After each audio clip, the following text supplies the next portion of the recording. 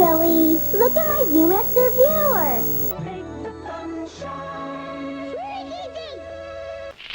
Unbreakable miracle crackers are for everyone. The 70s was a unique time with plenty of cool things and made childhood fun.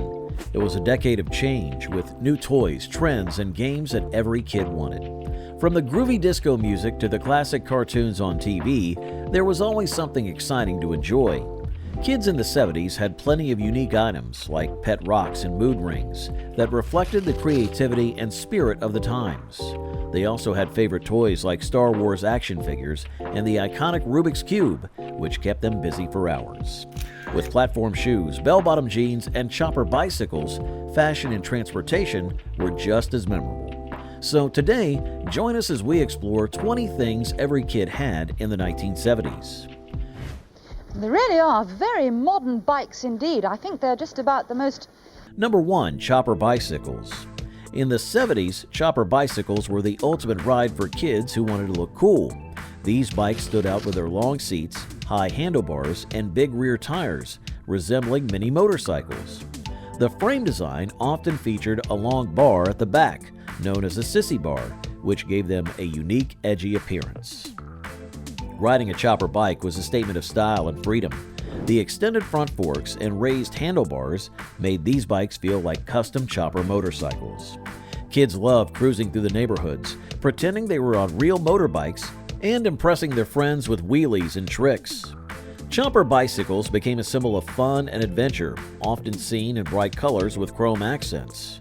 Many kids decorated their bikes with custom stickers, flags, and streamers to make them even more eye-catching.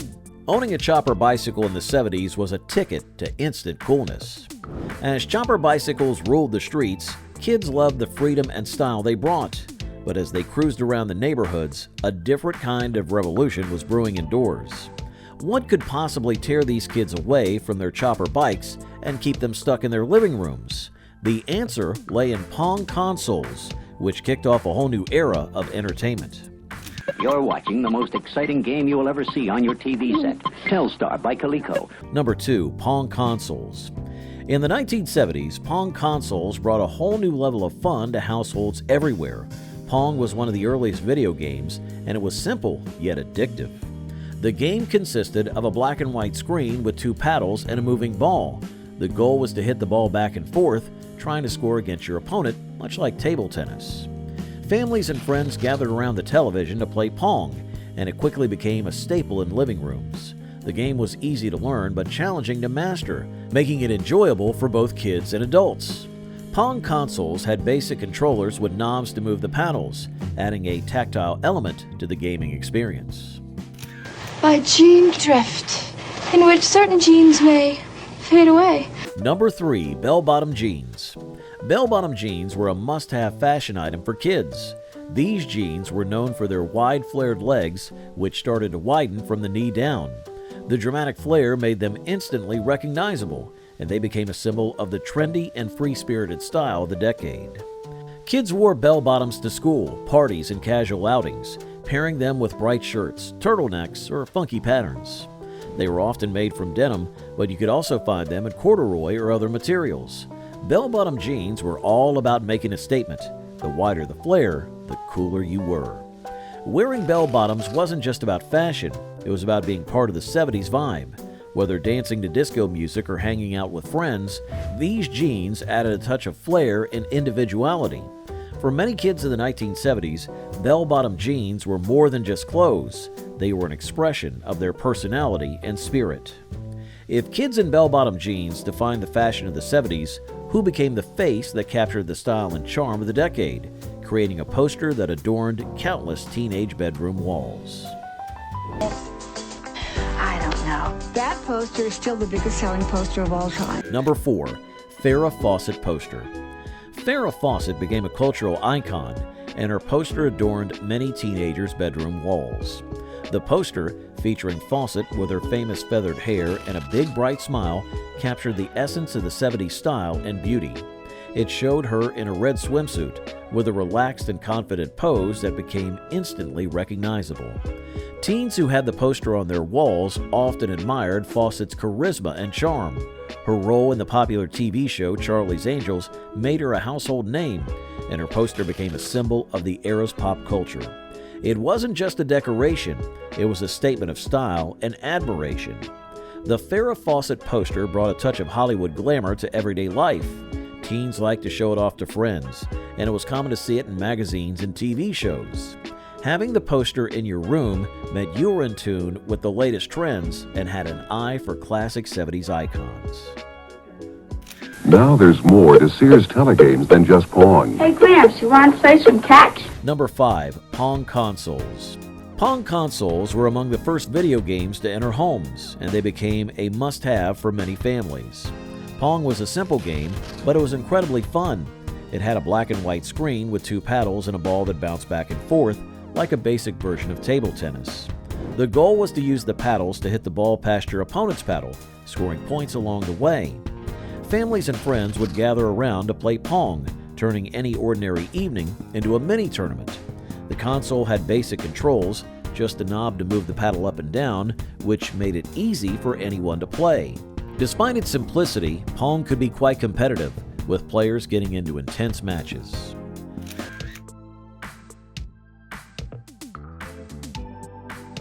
Number 6. Platform shoes.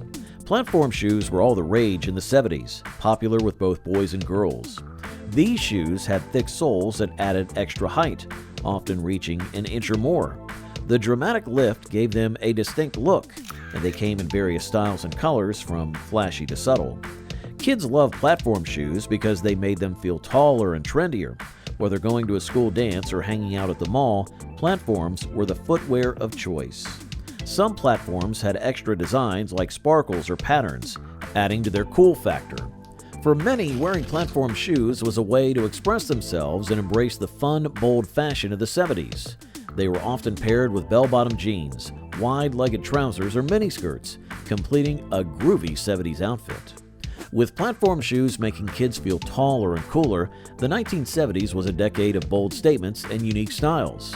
But as kids strutted in their new shoes, which other form of entertainment had them daydreaming about epic battles and superhero powers? Here's a clue. It's not just about fashion. If you're looking for adventure this summer, escape with Marvel Comics. Number 7. Comic books. Comic books were a favorite source of entertainment for kids. Marvel and DC Comics were especially popular, with heroes like Spider-Man, Superman, Batman, and the X-Men captivating young readers. These comics were filled with action, adventure, and thrilling storylines that kept kids eagerly turning the pages. Comic books were more than just stories. They were a gateway to imaginative worlds where anything was possible. Kids would rush to the local store to get the latest issue, often trading with friends to read as many as they could. The bright, colorful artwork and exciting battles between good and evil made comic books irresistible. Marvel and DC Comics also introduced iconic characters that became role models for many kids. The superheroes were brave and strong, teaching lessons about courage and justice. For kids in the 1970s, comic books weren't just a way to pass the time. They were an essential part of growing up. The usual, sir? Please. Even after 500 plays. Number 8. Cassette player. Cassette players became a must-have for teenagers, especially later in the decade. These portable music players made it easy to listen to music wherever you went. Cassettes were small plastic cartridges containing magnetic tape, and you could record music or buy albums from your favorite bands. Teens loved cassette players because they could carry their music with them, whether going to the park or hanging out with friends. It was common to see kids with a cassette player clipped to their belts or stuffed into their bags, headphones plugged in as they walked around. This portability was a game changer, allowing them to create their own playlist by recording songs from the radio or other cassettes. Cassette players also had a rewind and fast-forward feature, letting listeners skip or replay their favorite songs. For teens in the 70s, having a cassette player meant you could take your music with you and share it with your friends, making it an essential part of growing up in that decade. Amazing man-made jewelry ever created. The original multicolor mood ring. Number 9. Mood rings. Mood rings were a big fad in the 70s, popular among kids and teenagers. These rings contained a special liquid crystal that changed colors with temperature shifts, supposedly reflecting the wearer's mood. Each color had a different meaning: blue for calm, green for happiness, and black for stress or worry. Kids loved mood rings because they were fun and a little mysterious. Wearing one felt like you had a secret way of knowing your feelings or the feelings of others. The rings came in all sorts of styles, from simple bands to more elaborate designs with stones or patterns. Mood rings became a popular accessory at school, parties, and even the dinner table. Friends would compare colors to see who was in the best mood or make jokes about someone whose ring turned black. Mood rings were all the rage, giving kids a fun and quirky way to gauge their feelings and those of their friends. But what other bizarre and low-maintenance trend captivated kids in the 70s, requiring no emotions at all? The answer? Pet rocks. That's right. The pet rock, introduced in 1975, was... Number 10. Pet rocks. Pet rocks became one of the quirkiest fads to sweep the nation. They were actual rocks, but they were marketed as pets, complete with their own carrying cases and care instructions. The idea was simple: give people a low-maintenance pet that didn't need feeding, grooming, or walks. The pet rock craze started when an entrepreneur decided to sell rocks in cute little boxes with air holes and a bed of straw, just like a real pet might have. Each rock came with a tongue-in-cheek training manual describing how to train your rock to do tricks like sit and stay. It was a fun joke that became surprisingly popular. Kids loved pet rocks because they were unique and made for great conversation starters. They could personalize their rocks by painting them or giving them names, adding to the novelty. Mysteries of gravity. But could he have unraveled the mysteries of Rubik's Cube? Number 11. Rubik's Cube. The Rubik's Cube, a colorful and challenging puzzle, was invented in the 1970s and began to catch on before becoming a major hit in the early 1980s. It was a cube with 9 squares on each side, made up of smaller pieces that could be twisted and turned. The goal was to get all the squares on each side to match in color, which was harder than it looked. In the 1970s, the Rubik's Cube was just starting to gain attention. It was different from other toys because it required problem-solving and creativity. People enjoyed the challenge of figuring out the best way to solve the cube. Kids loved it because it was portable, making it easy to carry around and share with friends. The Rubik's Cube quickly became a favorite puzzle, with competitions and clubs forming around it. By the end of the decade, it was clear that this intriguing cube would become a major trend.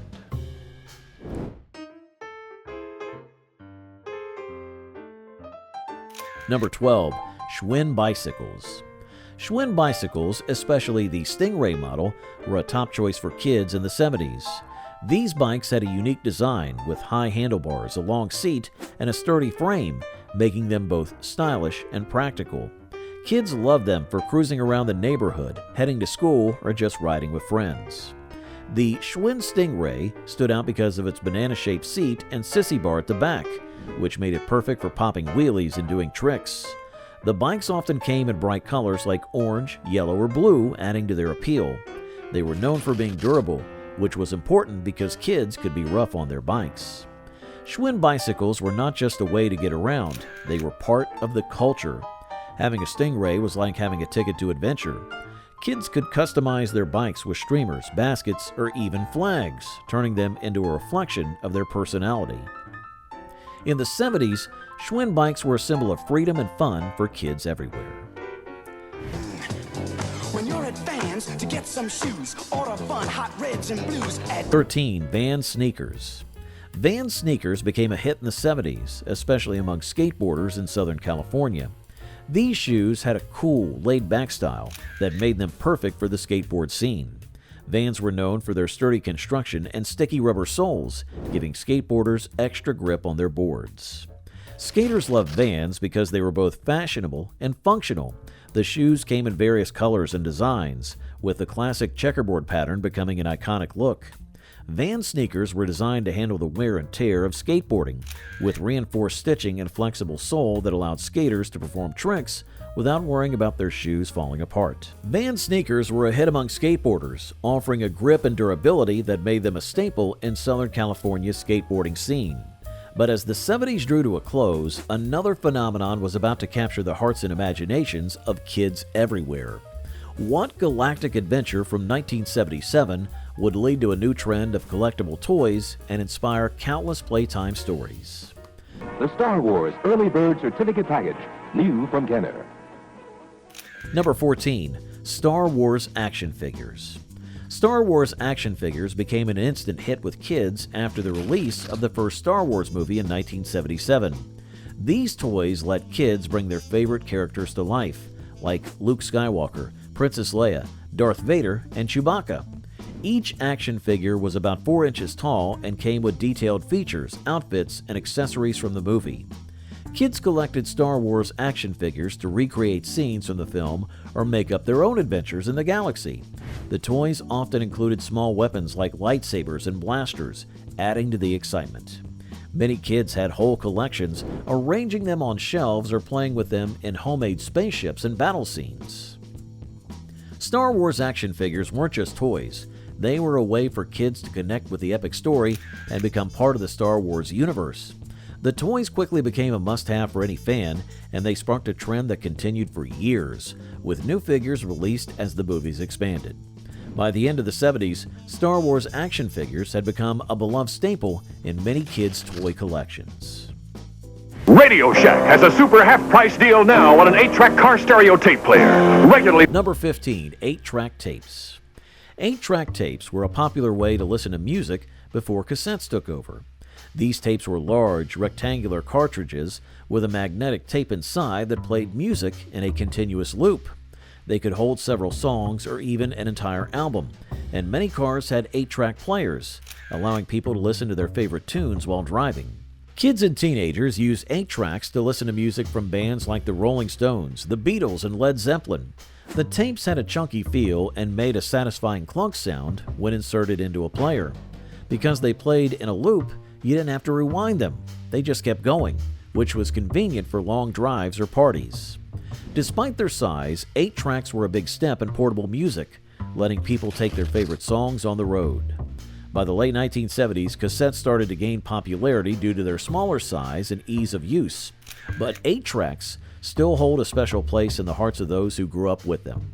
They were a unique and important part of the 1970s music scene. Unbreakable miracle clackers are for everyone, even the little guys. Do it with both hands. Number 16. Clackers. Clackers were a popular toy in the 70s, made up of 2 hard balls connected by a string. When you held the string and jerked it up and down, the balls would clack together, creating a loud, rhythmic noise. Kids loved the simple yet exciting action, and it was fun to see how fast and loud you could make them clack.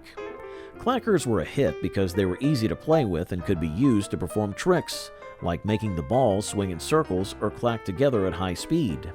They came in bright colors, which added to their appeal.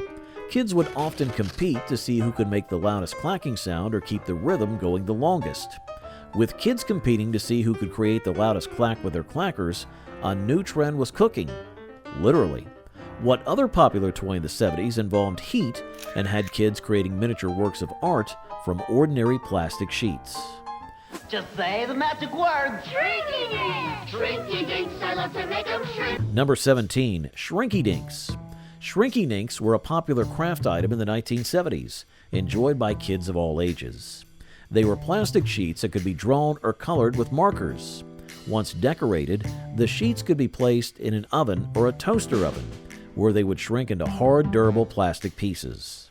This transformation process was both magical and fun to watch, making Shrinky Dinks a hit for arts and crafts time. Kids use Shrinky Dinks to create all sorts of things, from keychains and jewelry to decorations and toys. The designs often included popular characters, animals, or creative patterns. Because they shrank to about a third of their original size, the details became more compact, resulting in vibrant and sturdy miniatures. Shrinky Dinks were a great way to encourage creativity and imagination, allowing kids to turn their artwork into something they could keep or give as gifts. Got my milk, got my cookies, got my Viewmaster. It's Simba and Mufasa, the Lion King. Number 18. The Viewmaster. The Viewmaster was a classic toy in the 70s, offering a unique way to view 3D images. It was a handheld stereoscope that used reels containing a series of small slides. When you looked through the Viewmaster and clicked the lever, the reels rotated, presenting a new image with a 3D effect. It was like having a tiny movie theater right there in your hands. Kids loved the Viewmaster because it let them explore all sorts of different worlds. The reels featured popular cartoons like the Flintstones and Scooby-Doo, along with scenic views from places like national parks and famous landmarks. There were also reels from popular TV shows and movies, providing endless entertainment. The Viewmaster was portable and easy to use, making it a great toy for road trips or quiet time at home. Kids could swap reels with friends to see different stories and scenes, creating a fun and interactive experience. With its simple design and wide range of topics, the Viewmaster was a staple in many 1970s households, sparking curiosity and imagination.